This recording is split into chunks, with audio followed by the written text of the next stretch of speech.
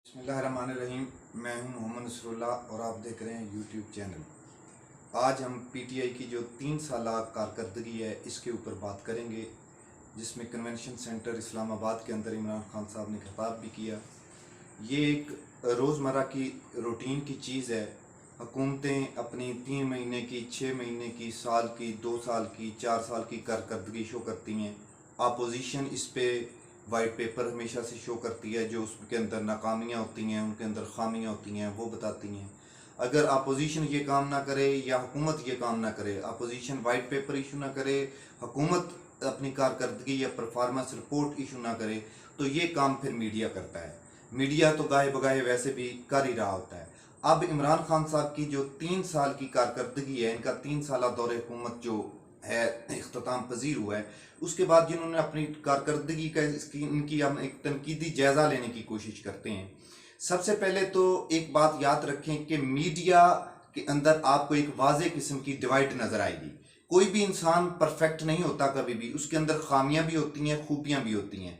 इंसान खूबियों और खामियों का ही मजमुआ होता है। ऐसा नहीं हो सकता कि इमरान खान साहब की हुकूमत के अंदर हर काम ठीक हो रहा है लेकिन कोई खामी नहीं है।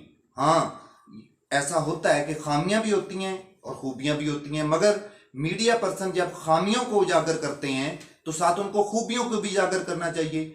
और इसके साथ ही जो इमरान खान साहब को सपोर्ट करने वाले एंकर हजरात हैं या हुकूमती पॉलिसीज को सपोर्ट करते हैं, वो जहां इमरान खान साहब की खूबियां बयान करते हैं तो वो खामियां उतने शादोमत से नहीं बयान करते, या वो काम जो पीटीआई गवर्नमेंट को कंपलसरी करने चाहिए थे वो नहीं कर पा रही है, उनको उतने शादोमत से नहीं बयान करते हैं। ये एक अनबैलेंस्ड सिचुएशन नजर आती है। ये हर दौर के अंदर है। आप नवाज लीग का दौर देख लें, आप पीपी का दौर देख लें, आप मुशर्रफ साहब का दौर देख लें।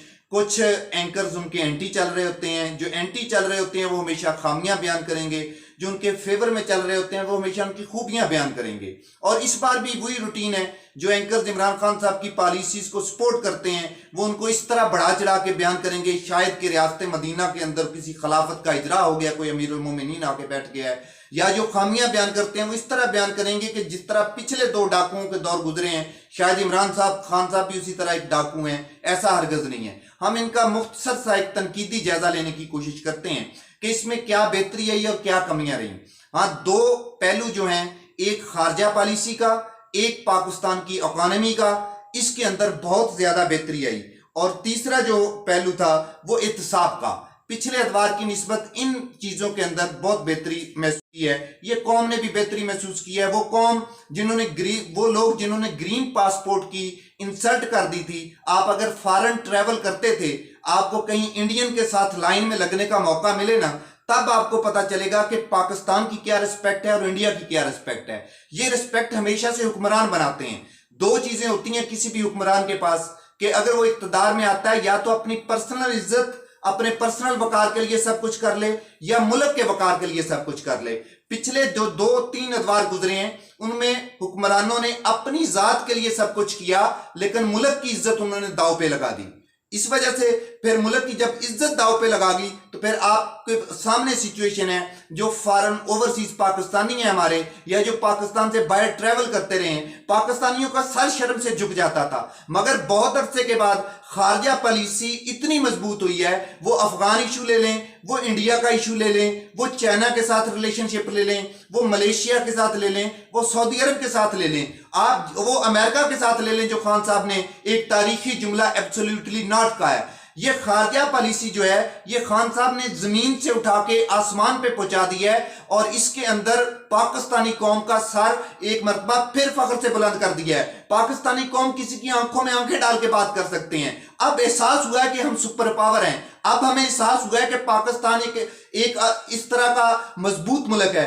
अब कौम को एहसास होना शुरू हुआ कि आर्मी, हमारी इंटेलिजेंस अदारे, हमारी आईएसआई दुनिया की बेहतरीन पावर है, बेहतरीन दिमाग है इनके पास, बेहतरीन पॉलिसीज हैं। अपनी पॉलिसीज की मदद से इन्होंने अमेरिका को शिकस्त दे दी, इन्होंने अफगानिस्तान के अंदर दुनिया की मुख्तलिफ एजेंसीज को शिकस्त दे दी, इन्होंने इंडिया को खामोश करवा दिया, ये चाइना को उठा के अपने करीब ले आए, ये तुर्की को अपने करीब ले आए। ये खारजा पॉलिसी बहुत ज्यादा इसके अंदर बेहतरी आई है। दूसरा इकोनॉमी के भी 2 पोर्शन होते हैं। एक है जो नेशनल इकोनॉमी اور ایک ہے جو اکانومی کے ثمرات عام آدمی تک پہنچتے ہیں. جو ہماری نیشنل اکانومی ہے اس کے اوپر سے جب اپنی عزت کو پریفرنس دینے والے چور ڈاکو اور لٹیرے چلے گئے تو ڈیفینیٹلی اس کے اندر بہتری آنی تھی. عمران خان صاحب نے, آپ کو پتا ہے کہ بہت سے انہوں نے فضول اخراجات کٹ کیے, بہت سے سیکٹر امپروو ہوئے, ٹیکسٹائل ہماری امپروو ہوئی, کرنٹ ڈیفیسٹ ہمارا ڈیکریز ہوا, فارن ڈیٹس ہمارے ان میں بہتری آئی, امپورٹ ایکسپورٹ کے اندر بہتری آئی, ایگریکلچر سیکٹر کے اندر بہتری آئی. جب آپ کے مختلف صنعتیں گرو کر رہی ہوتی ہیں تو پھر ڈیفینیٹلی اس کے اثرات اکانومی پہ ہوتے ہیں. تو اکانومی بڑے عرصے کے بعد ملک کو ریلیف ملا ہے کہ جس ملک کے اندر عام عوام اور پبلک یہ بات کرنا شروع ہو گئی تھی, شاید حکمرانوں کے پاس اگلے کی تنخواہ دینے کے پیسے نہیں ہیں, شاید حکمرانوں کے پاس اگلے مہینے کے بجٹ کے پیسے نہیں ہیں, وہ باتیں ساری کی ساری افواہیں جو ہیں وہ دم توڑ گئی ہیں. اور فیٹف کی گرے لسٹ میں ہونے کے باوجود بھی ہماری اکانومی بہتر ہوئی ہے, اور اس کا جو ہے اس کو ریکگنائز کیا ہے ورلڈ بینک نے, ایشین بینک نے, مختلف اداروں نے, مختلف سروے رپورٹ نے اس کو کہ پاکستان کی جو اکانومی ہے یہ گرو ہو رہی ہے. ہاں یہ ایک الگ بات ہے کہ اس کے وہ اثرات جو عام پاکستانی تک پہنچنے چاہیے تھے وہ نہیں پہنچ سکے. اس کے ساتھ ہی احتساب کا عمل جیسے تیسے بھی وہ اپنی منزل کی طرف رواں دواں ہے. یہ ایک الگ بات ہے کہ اس احتساب کے شکنجے سے کچھ بچ نکلتے ہیں, کچھ آ جاتے ہیں, مگر وہ لوگ جو انٹچیبل تھے, جنہوں نے کبھی خواب میں بھی نہیں سوچا تھا کہ ہم جتنا پیسہ لوٹ چکے ہیں ہمارے اوپر بھی کوئی ہاتھ ڈالے گی اور کوئی حکومت ہاتھ ڈالے گی, جو یہ کہتے تھے کہ جرنیلوں اور آرمی چیف تو آنے جانے والی چیز ہے, ہماری حکمرانی سدا کی ہے, ان لوگوں پہ ہاتھ پڑا. وہ لوگ ٹربل میں ہیں, پریشانی میں ہیں, اور عوام کو, ملکی خزانے کو, قومی اداروں کو اس سے ریلیف ملا. ہاں جو ناکامی ہے عمران خان صاحب کی, وہ میں ایک واضح فیکٹر آپ کو بتا دوں کہ پاکستان کے انٹرنل معاملات جتنے بھی ہیں ان میں عمران خان صاحب کو ابھی تک کوئی خاطر خواہ کامیابی نہیں ہو سکی ہے. ہاں اگر جن لوگوں نے اس کی فیور میں بڑے بڑے وی لا کیے ہیں وہ مجھے بتا دیں کہ اگر ادارے اتنے مضبوط ہیں, عمران خان صاحب نے اتنے ہی مضبوط کر دیے ہیں, جس طرح وہ کہتے ہیں کہ وہ اپنی ضد کے پکے ہیں, وہ اگر اتنے ہی پکے ہیں تو بتائیں کہ ماڈل ٹاؤن کے کیس کا کیا ہوا. وہ ایک الگ بات ہے کہ کورٹ کے اندر جو وہ معاملات پینڈنگ ہیں, کورٹ کے اینڈ کو چھوڑیں, جو گورنمنٹ کے ایڈمنسٹریٹو معاملات ہیں کہ وہ لوگ جو ثانیہ ماڈل ٹاؤن کے اندر ڈائریکٹلی انوالو تھے ان کو ترقیاں نہیں دی جاتی, ان کو مزید اعلیٰ عہدوں سے نہ نوازا جاتا, کم از کم ان کو OSD کر دیا جاتا. گورنمنٹ اس قابل بھی نہیں ہے. عمران خان صاحب یا عمران خان صاحب کی فیور میں بولنے والے جتنے بھی حضرات ہیں, ذرا ایک بار میڈیا پہ آ کے بتائیں نا کہ ان کے سامنے یہ مشکل حائل ہے, یہ مشکلات ہیں, یہ مجبوریاں ہیں, اس چیز سے وہ کمپرومائز کرتے ہیں. ہاں جو پاناما سکینڈل آیا تھا اس کے اندر نواز شریف صاحب کا نام تو نہیں تھا.